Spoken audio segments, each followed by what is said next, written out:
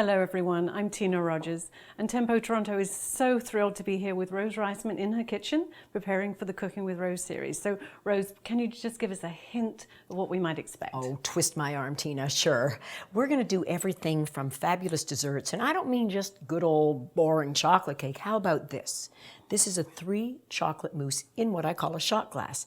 Better than that, 120 calories as opposed to about 500, so I'm going to teach you that. We're going to go to Valentine's and have the most sexiest romantic dinner alive, some great turkey in a seasonal menu, and a lot more than that. Fabulous. I have one question. That looks amazing. Can you tell me what that is? It's just a raspberry coulis, better known as a raspberry sauce, which is used to top my New York style cheesecake shot glass, which I can't resist, so I'm going to have some right now. While Rose has that, I have to tell you there are so many great episodes coming up, so please make sure that you don't miss one of them, and we'll look forward to seeing you. Thank you.